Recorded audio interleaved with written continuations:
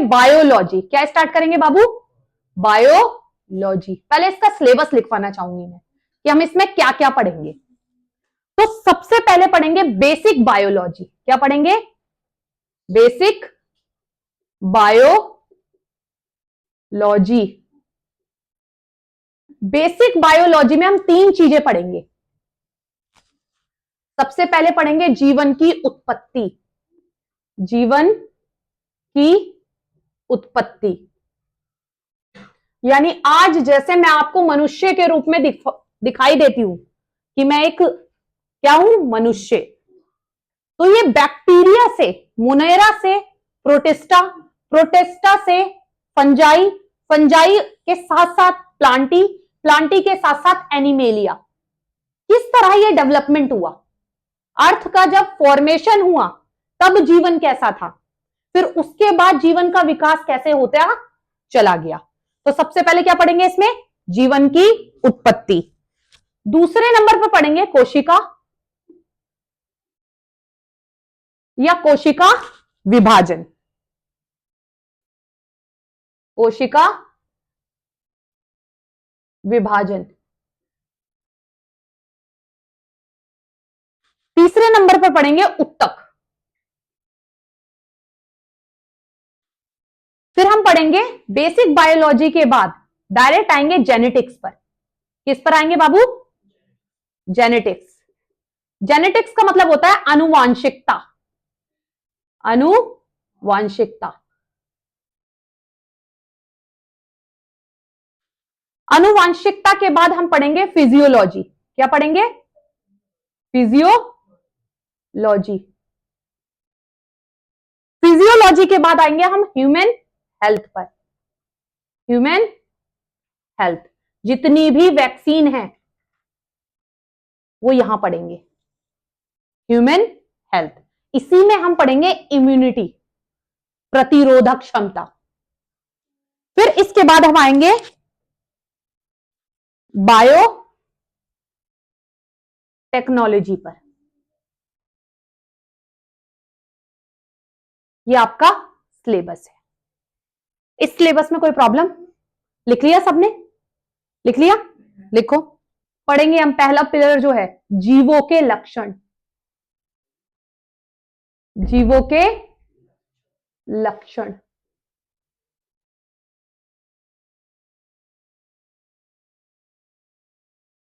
अगर किसी जीव में या किसी ऑर्गेनिज्म में लाइफ है तो कब कहेंगे वो सजीव है और कब कहेंगे वो निर्जीव है। कब वो लिविंग ऑर्गेनिज्म है और कब वो नॉन लिविंग ऑर्गेनिज्म है। तो सबसे पहली चीज, अगर लिविंग ऑर्गेनिज्म है तो उसके पास होगा सेल। क्या होगा? सेल। सेल या कोशिका। क्योंकि लाइफ की फंडामेंटल यूनिट, मूलभूत इकाई क्या है? सेल। अब एक स्ट्रक्चर देखो, तुम हो या मैं हूं, मेरी फंडामेंटल यूनिट क्या है? सेल। और ये क्या दिख रहा है तुम्हें? सेल। ये सेल मिलकर बनाएंगे उत्तक। क्या बनाएंगे? उत्तक या टिश्यू। ये टिश्यू मिलकर बनाएंगे अंग, जिसे कहेंगे ऑर्गन। ये ऑर्गन मिलकर बनाएंगे ऑर्गन सिस्टम। ये ऑर्गन सिस्टम मिलकर बनाएंगे ऑर्गेनिज्म।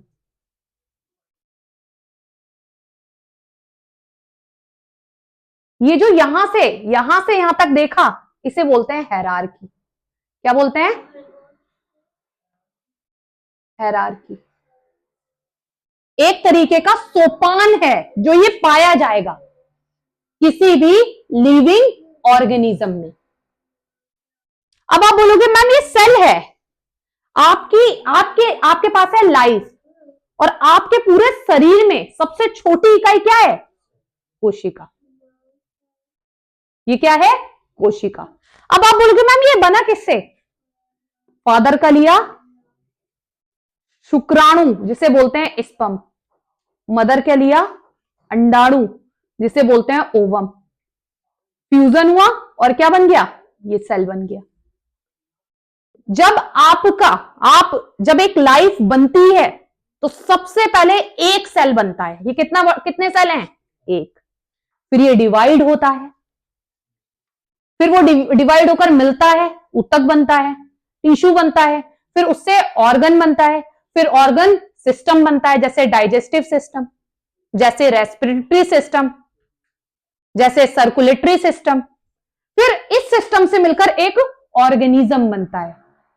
तो फिर ये शुक्राणु और अंडाणु, इसके जनक सेल कौन से होंगे, जनक कोशिका कौन सी है,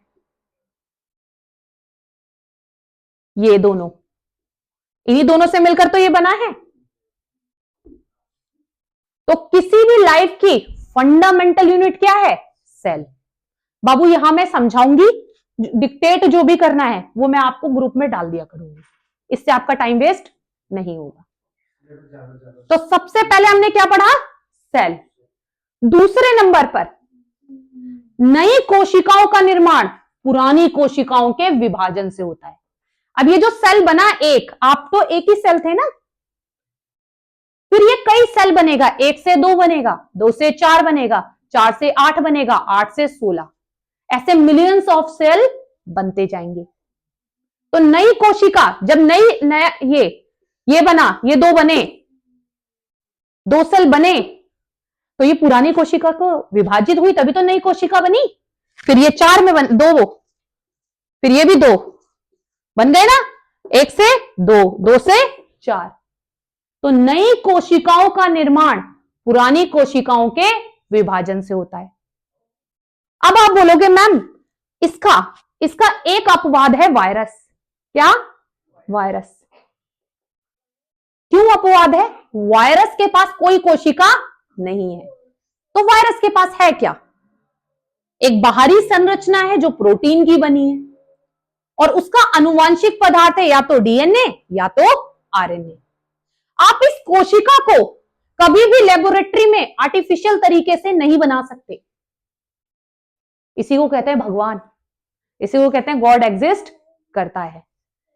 क्योंकि जो आपकी लाइफ की फंडामेंटल यूनिट है उसे आर्टिफिशियली नहीं बनाया जा सकता, लेकिन वायरस को हम बना सकते हैं लैब में। क्यों, क्योंकि वायरस है क्या, कोशिका तो है नहीं उसमें। तो वायरस में क्या है, केमिकली ही तो है, प्रोटीन है, आरएनए, डीएनए, या तो आरएनए या डीएनए, और ये तीनों ही क्या है, केमिकल। और केमिकल को तो लैब में बनाया जा सकता है, लेकिन इस सेल को लैब में बनाया नहीं जा सकता। तो आपसे पूछे कोई जीवों का लक्षण, तो आप बोलोगे सेल का होना। नई कोशिका पुरानी कोशिका को विभाजित करके बननी है, लेकिन अपवाद क्या है, वायरस। सजीव और निर्जीव के बीच की कड़ी, जब तक बाहर है निर्जीव है, बॉडी के अंदर एंटर कर गया अपनी संख्या बढ़ाने लगा। दूसरा पॉइंट। तीसरा पॉइंट, जो सजीव है यानी जो लिविंग ऑर्गेनिज्म है उसमें एक लाइफ साइकिल है। क्या है बाबू, लाइफ साइकिल। अब आप बोलोगे मैम लाइफ साइकिल कैसे, आपका जन्म होता है जिसे बोलते हैं हम बर्थ, आप इतने छोटे से इतने बड़े बन जाते हो, उसे बोलते हैं हम ग्रोथ। फिर आपकी शादी होती है, रिप्रोडक्शन होता है, बच्चे पैदा करते हो, फिर उसके बाद आपकी डेथ होती है। यानी जिसके पास जीवन है एक दिन उसका मरना तय है। तो सजीवों में क्या होता है, लाइफ साइकिल। इतना समझ में आया। फोर्थ पॉइंट है, सजीवों के पास यानी लिविंग ऑर्गेनिज्म के पास, लिविंग ऑर्गेनिज्म में होता है मेटाबॉलिज्म। क्या होता है, मेटाबॉलिज्म। आज मेटाबॉलिज्म को एक नए तरीके से पढ़ोगे, जो उस समय पढ़ाया था वो बेसिक था, आज इसे मैं हायर लेवल तक पढ़ाऊंगी। तो फोर्थ क्या है, सजीवों में क्या होता है, मेटाबॉलिज्म। बाबू ये मैं पढ़ाती हूं, पहले इतना लिख लो, इतना बना लो। सेकंड नंबर पर नई कोशिका विभाजित, पुरानी कोशिका का विभाजन होता है, नई कोशिका का निर्माण होता है, बस यही लिखोगे। सेल डिवीजन, बेसिकली क्या लिख दोगे, सेल डिवीजन। अपवाद, एक्सेप्शन। वायरस एक एक्सेप्शन है, उसके पास, इधर सुनो सुनो, आप भी सुनो बाबू, वायरस एक एक्सेप्शन है, वायरस के पास कोशिका नहीं है, लेकिन फिर भी अपनी संख्या बढ़ाता है वो, क्योंकि संख्या बढ़ाना, प्रजनन कौन कर सकता है? Living organism. वायरस के पास कोशिका ना होते हुए भी वो अपनी संख्या बढ़ाता है। वायरस के पास कोशिका नहीं है तो क्या है? एक तो प्रोटीन है जो उसका बाहरी आवरण होता है, आउटर कवरिंग होती है, और उसके अंदर या तो डीएनए है या आरएनए। तो अगर वायरस के पास कोशिका नहीं है तो नॉन लिविंग है, क्योंकि मैंने बोला लिविंग का एक कैरेक्टर है कोशिका का होना। लेकिन अगर वायरस के पास अपनी संख्या बढ़ाने की क्षमता है तो लिविंग है, यानी सजीव और निर्जीव के बीच की कड़ी है वायरस। समझ में आया? कोई डाउट? इतना लिखो। जीवों में मेटाबॉलिज्म, जिसे हिंदी में बोलते हैं जैव रासायनिक अभिक्रिया, पाई जाती है। कौन सी अभिक्रिया पाई जाती है? जैव रासायनिक अभिक्रिया, मेटाबॉलिज्म। मेटाबॉलिज्म दो प्रकार का होता है, एक होता है कैटाबॉलिज्म और एक होता है एनाबॉलिज्म। कैटाबॉलिज्म और एनाबॉलिज्म। बाबू कैटाबॉलिज्म का एग्जाम्पल है, कैटाबॉलिज्म को पहले समझो, इसमें कॉम्प्लेक्स मॉलिक्यूल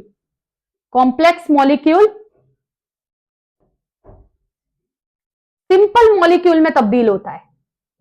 पहली तो डेफिनेशन हमेशा याद रखना, हिंदी में भी है, सब कुछ है, सब आपको दे दी जाएगी, don't be worried. Complex molecule कौन से मॉलिक्यूल में तब्दील होता है? सिंपल मॉलिक्यूल में। जैसे आप जो भी खाना खाते हो, या तो रोटी खाते होगे, या चावल खाते होगे, या दाल खाते होगे, या फ्रूट्स लेते होगे, जो भी लेते हो आपको तीन चीजें मिलती हैं, या तो ग्लूकोज, क्या मिलता है बाबू? ग्लूकोज, फैट और प्रोटीन, यही तो लेते हो। सोचो आपने खाना बनाया, चावल बनाए, फिर आपने दाल भी बनाई, फिर दाल में आपने घी डाला, दाल में क्या डाल दिया? घी। तो इसमें ग्लूकोज भी है, चावल में क्या है? कार्बोहाइड्रेट। कार्बोहाइड्रेट किसका रूप है? ग्लूकोज का। ग्लूकोज है। आपने चावल खाए, वो दाल खाई, दाल में प्रोटीन है, और आपने उसमें घी डाला, फैट है। आप जब ये खाना खा लोगे, इनटेक कर लोगे और बॉडी में जाएगा, तो ग्लूकोज और फैट तब्दील हो जाएगा एनर्जी में।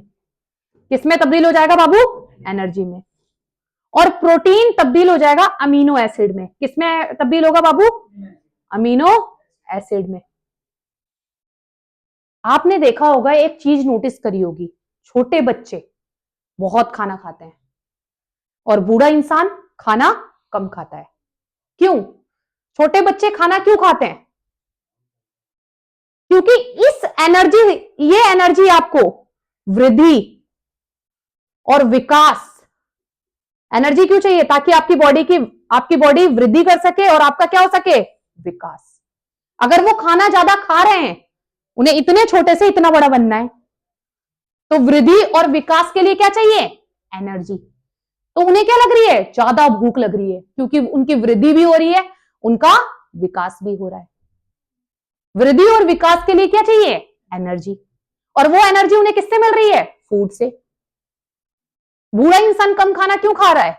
क्योंकि उसको अपनी बॉडी को बस बनाए रखना है। कोई वृद्धि हो रही है उसकी, कोई विकास हो रहा है? जितना होना था हो गया। सबसे ज्यादा विकास होता है 20 वर्ष तक, जितना होना था हो गया। अब बुढ़ापे में उसको अपने शरीर को बस बनाए रखना है, जिंदा रखना है, इसलिए वो खा रहा है। इसलिए उसका खाना क्या होता है? कम।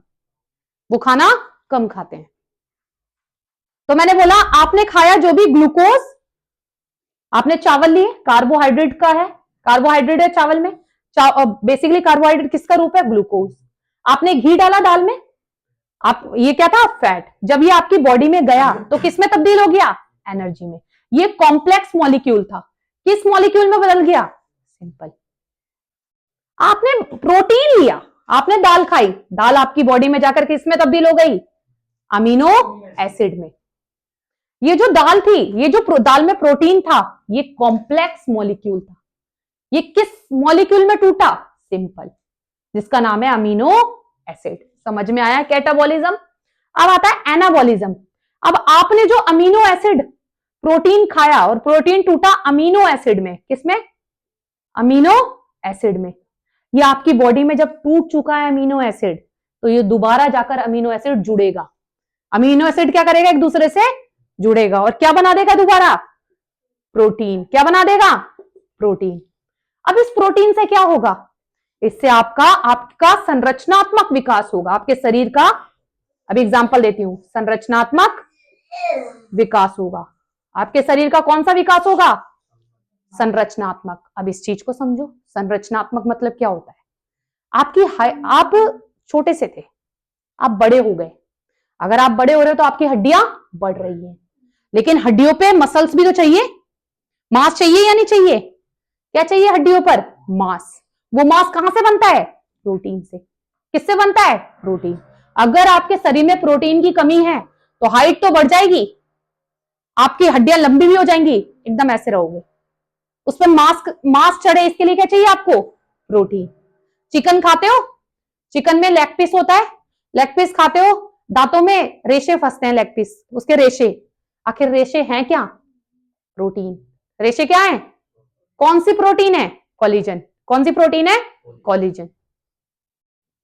तो अमीनो एसिड इसीलिए कहते हैं एक गर्भवती स्त्री को, प्रेग्नेंट वीमेन को प्रोटीन अच्छा खासा लेना चाहिए, क्योंकि उसके गर्भ में एक बच्चा है और उसका क्या होना है? संरचना, उसकी संरचनात्मक विकास होना है। तो उसके लिए क्या चाहिए होगा? प्रोटीन। क्वेश्चन आया हुआ है, 4 ऑप्शन दिए गए थे कि किसे प्रोटीन की ज्यादा आवश्यकता होगी, बूढ़े इंसान को, वयस्क को, या गर्भवती महिला को। तो गर्भवती महिला को प्रोटीन की ज्यादा आवश्यकता होगी, क्योंकि उसके गर्भ में एक बच्चा है जिसका संरचनात्मक विकास होना है। संरचनात्मक विकास मतलब पेशियों का बनना है, पेशी, मसल्स, उसकी हड्डियों पर मसल्स चढ़नी है। और क्या? Hormone, protein. अब ये संरचनात्मक विकास है, इस प्रोटीन से आपकी बॉडी में बनेगा क्या क्या? पेशियां बनेंगी, यानी मसल्स, हार्मोन। आपने सुना है ना हीमोग्लोबिन? हीमोग्लोबिन, ग्लोबिन क्या है? एक प्रोटीन है। हीमोग्लोबिन क्या है? हार्मोन बोलो, रक्त। आपके ब्लड में हीमोग्लोबिन होता है और ग्लोबिन क्या है? प्रोटीन। और हिम क्या है? आयरन। जब किसी की बॉडी में प्रोटीन की कमी हो जाती है तो उसे आयरन की गोली भी दी। जैसे आप लोगों ने नोटिस किया होगा, कोई भागते भागते ऐसे करने लगा, करते हैं या नहीं करते हैं? क्योंकि हीमोग्लोबिन क्या करता है? ऑक्सीजन लेता है, हवा गई अंदर, ऑक्सीजन लेगा उसमें से, और आपकी पूरी ब्लड की हेल्प से आपकी पूरी बॉडी में हर सेल को ऑक्सीजन प्रोवाइड कराएगा। क्या प्रोवाइड कराएगा? ऑक्सीजन। अगर हीमोग्लोबिन कम है तो ऑक्सीजन हर सेल में जा पाएगा? कहते हैं ना 13 से कम नहीं होना चाहिए। अगर किसी की बॉडी में, किसी के ब्लड में हीमोग्लोबिन 13 से कम है तो उसे क्या लेना पड़ेगा? ग्लोबिन, प्रोटीन की गोली, एक तो आयरन की गोलियां और प्रोटीन। ग्लोबिन क्या है? एक प्रोटीन। समझ में आया या नहीं आया? प्रोटीन बहुत जरूरी है। यहां देखो, एनाबॉलिज्म, कैटाबॉलिज्म में कॉम्प्लेक्स मॉलिक्यूल सिंपल मॉलिक्यूल में टूट रहा है, लेकिन यहां सिंपल मॉलिक्यूल कौन सा मॉलिक्यूल बना रहा है? कॉम्प्लेक्स। सिंपल मॉलिक्यूल क्या बना रहा है? Complex molecule. इसे बोलते हैं एनाबॉलिज्म। जहां ऊर्जा वृद्धि एवं विकास के लिए जरूरी है, वहीं प्रोटीन संरचनात्मक विकास के लिए जरूरी है। एंजाइम्स प्रोटीन से बनते हैं, बहुत सारे एंजाइम्स प्रोटीन से बनते हैं, हार्मोन प्रोटीन से बनते हैं। रक्त में हीमोग्लोबिन, ग्लोबिन क्या है? प्रोटीन है। अगर उसकी कमी हो गई तो आपकी बॉडी, आपके हर सेल में ऑक्सीजन नहीं पहुंच पाएगी, तो आपको क्या होने लगेगी? थकावट। तो आपको क्या दिया जाता है? प्रोटीन की भी गोलियां प्रोवाइड कराई जाती है और आयरन की भी। समझ में आया या नहीं आया? इसके बाद है नेक्स्ट, नहीं पहले इतना लिख लो चलो। सजीवों के लक्षण में रिस्पॉन्सिवनेस। क्या बाबू? रिस्पॉन्सिवनेस।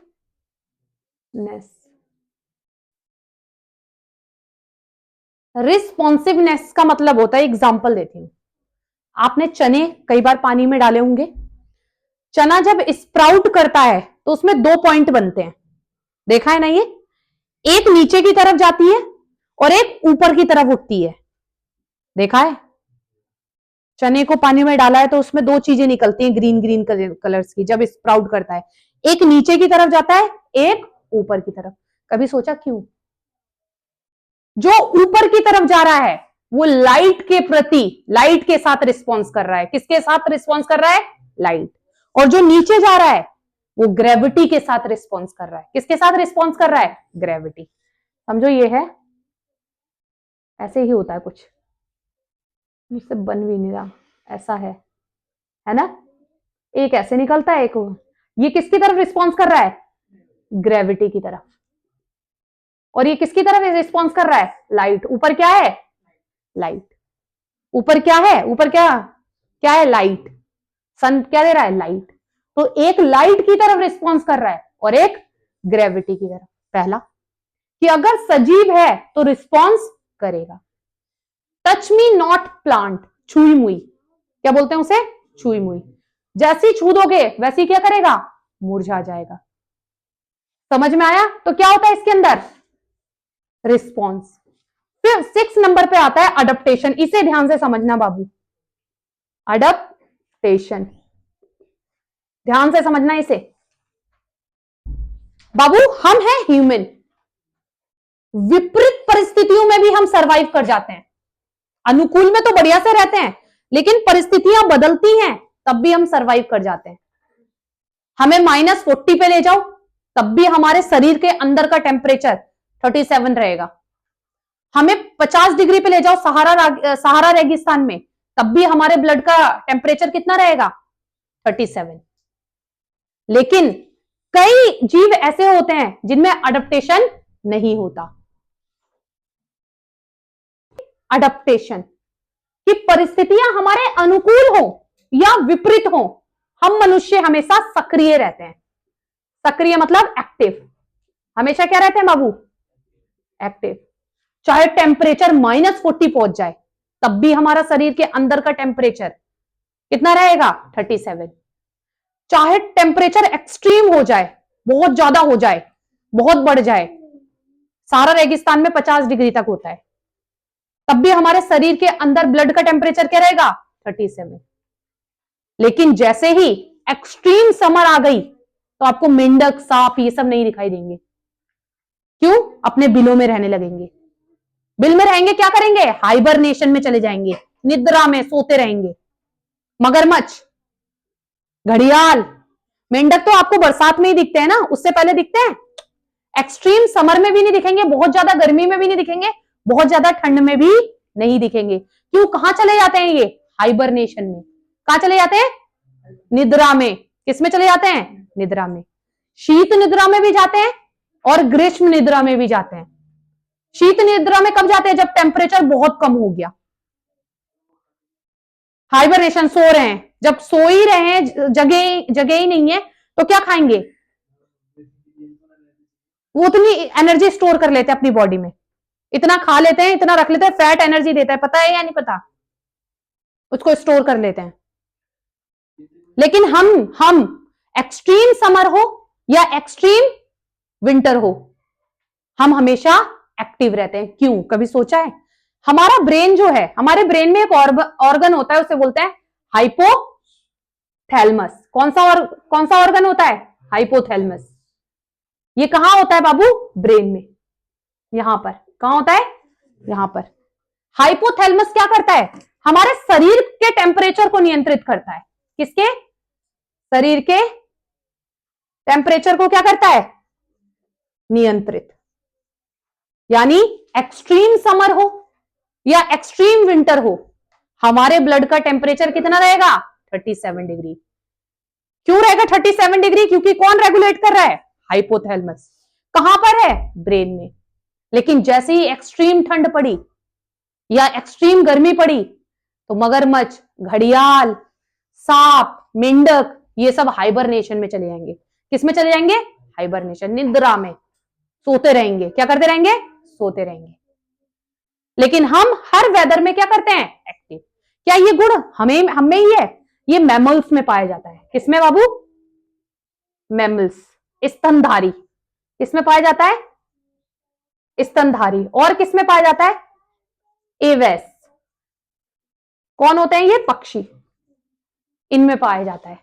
लेकिन पोलर बियर, ध्रुवीय भालू, वो स्तनधारी है, मैमल्स कैटेगरी में आता है, लेकिन जैसे ही ज्यादा ठंड पड़ती है हाइबरनेशन में चला जाता है। तो ये क्या हुआ? अपवाद। ये क्या है? अपवाद। समझ में आया? दोबारा जरूरत है इसको समझाने की? डन। अब मैं ये सेंड कर दूंगी। आज की क्लास जितनी पढ़ानी थी पूरी फिनिश।